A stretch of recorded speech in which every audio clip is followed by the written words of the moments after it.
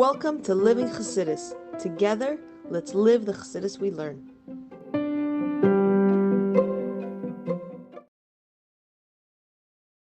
Everybody, welcome to Chassidus in the morning. 15 minutes to change our lives. Kuntres Maamer Yud based onto a new topic. We'll start by giving tzedakah. Good tzedakah, shmakeres ha'geula. Giving tzedakah brings us Mashiach closer, and giving tzedakah helps live with Chassidus run. This whole series is in honor of all the Yidden in Eretz Yisroel, and all the soldiers, and all the unfortunate captives, which is, pretty sad. And we're going to focus on Inbar bat Yafat. That means Hashem should come back, should be healthy, should be safe, and only good. Okay. So, like I said, or like I wrote up also, this is a new topic. So we're going to discuss is a very interesting topic. Realizing, and this is part of the process of getting in touch with Chassidus, in touch with ourselves, is recognizing how we, on one hand, we're afraid of other people seeing us. And we in a certain sense, maybe it's subconscious more than conscious, we put on a show. Whereas when we're doing private, even though Hashem sees us, but we don't act the same. And I can tell you, I'll speak for myself, I noticed this idea. And so this is part of the recognition of where we're holding. Let's see. Maamer Yud base, Perek Aleph. So is page 185 in the green version, which is mine. The Goss translation. Anyway, so is another thing. This is another foolishness of the Yitzhahara. Shemefatehu, that he fools you, and he says to us, Shelo yir'enu adam, and no one's going to see what you're doing. Meaning, we can live a double life, essentially. Yeah, the Yitzhahara says, you can do what you want, and you can pretend to be all frum. Unfortunately, there's not one. There's a few stories of people, let's say, selling meat like a kosher butcher, and they and they got caught. It happened in California a few years ago, and they found out, and they caught the person selling non-kosher meat. So people think to themselves they can do this thing, they're not going to get caught. That's an extreme example. But I remember a more practical example. I remember there was one time there was a guy he seemed very chassidish and very learned, very, very learned. And I remember, it was like Simcha or something. It was years ago. And he got drunk. The way he behaved was embarrassing. And, and he thinks maybe he can hide himself, what he does. But when he got drunk, it revealed it. And every time, and every one of us, we have this, that like, we hide ourselves. We don't even realize it necessarily, but then things will come out. But also, we have to recognize that things that come out. Sorry about that. That things come out, like in the opposite hand, that we're over judgmental of ourselves. This is another issue, but let's just read a little bit and get into it. If the person doesn't have it doesn't want other people to know. That's also why when you have a farbrengen, generally people will talk about achlatzos, talk about issues that are very not so down to the nitty gritty.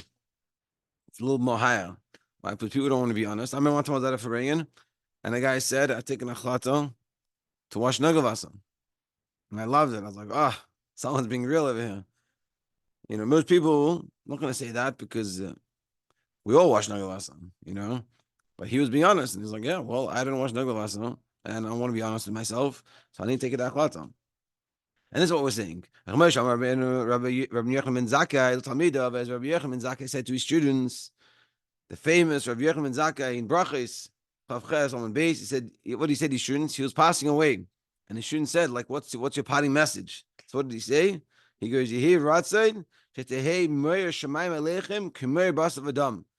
Should be, Yehi Ratzon, it should be Hashem's will, that it should be for you the fear of Hashem to you like the fear of flesh and blood.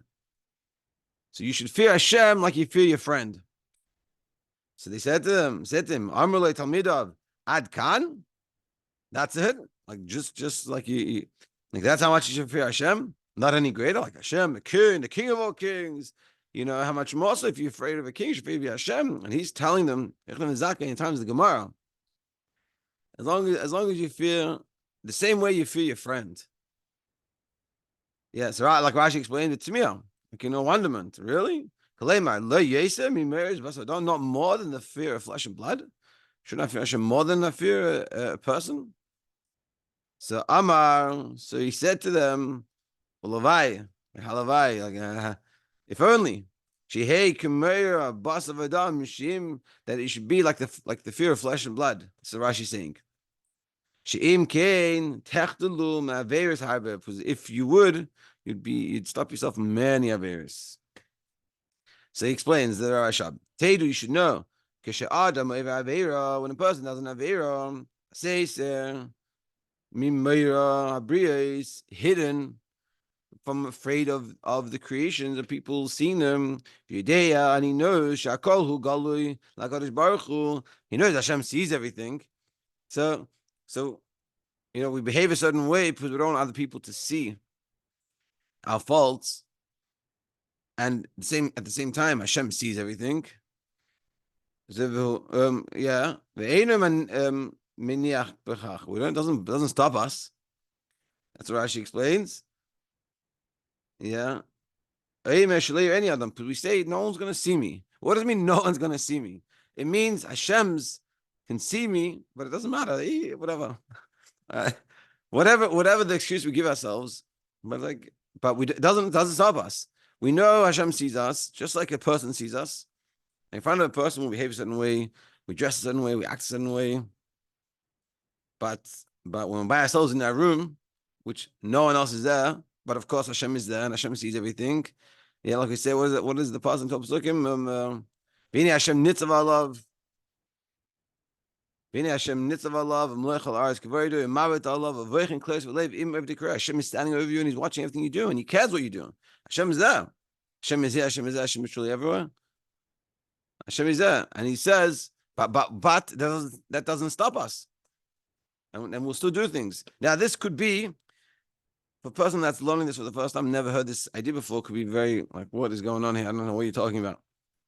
So the way we can figure it out is you ask yourself, do I behave exactly the same when I'm by myself versus when I am in public?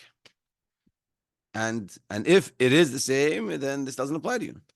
But if it's not the same, then you ask ourselves, why is it different? What am I doing when I'm in public? And in private, what am I doing? And why? And is it because in public I want to make sure I present myself in a certain way, which is not a bad thing, it's a good thing. I mean the public persona is not bad. It's the private persona. The fact that when you're by yourself, you do things differently. Hashem's not there. And like the case of that story with my friend with the washing Neglavasa. He was being very honest.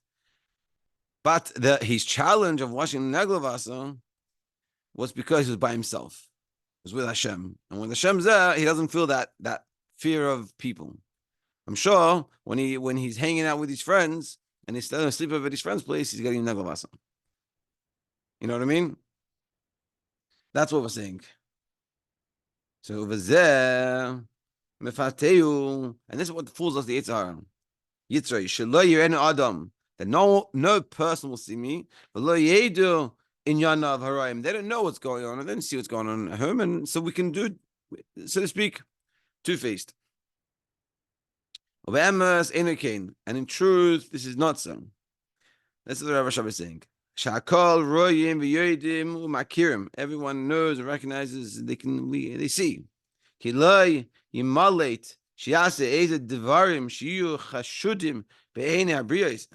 Thought part of a person can do something that's suspectful in the eyes of people.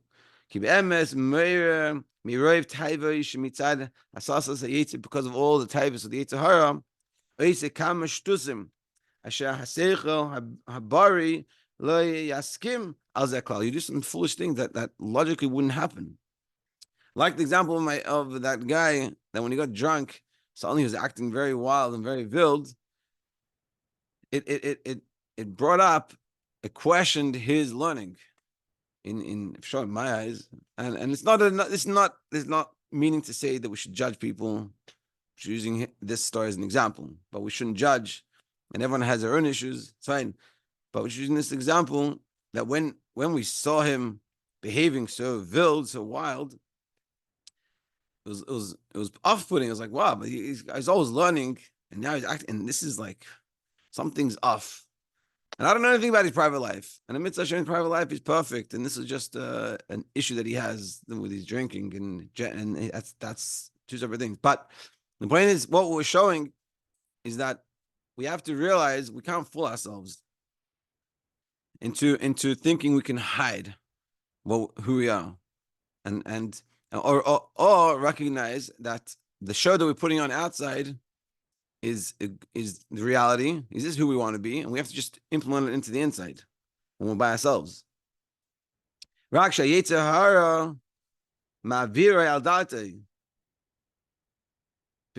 like we said, logically, a person wants to do the right thing, he knows what to do, and that's what they're following. But the Yitzhahara fools us. And he says, don't worry about it. And it doesn't. But when I'm saying when I'm talking about the Yitzhahara, it's not exactly what he says it, but I'm just using the example. But we have to recognize within ourselves. If let's say the example is washing naglavasam, I don't think we say to ourselves, "Hey, I'm not going to go wash naglavasam. Why don't you? No one's watching me, so I don't have to wash naglavasam." We don't say that. We say, "I'm tired," and then you just go to bed. You don't get the naglavasam or whatever, things like that. Yitzhahara is very cunning, and this is what we're here. What the Rashab is doing is helping us recognize the Yitzaharas. Yitzhahara ma'avira al daita v'aldas koine ve'ese kamen yanim shtusim shebazeh nase chashud be'enei bnei adam.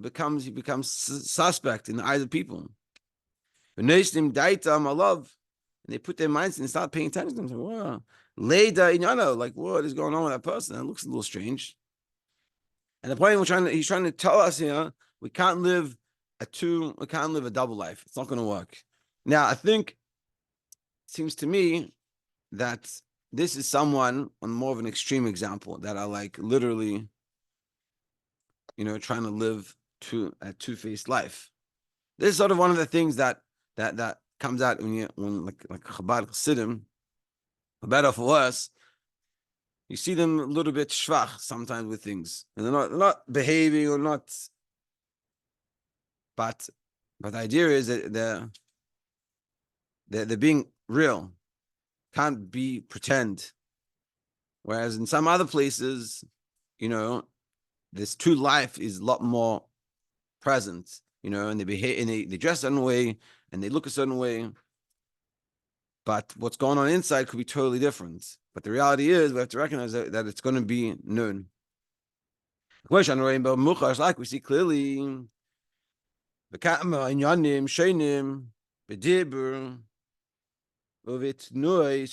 you see in something they say, or things, the way they do things, that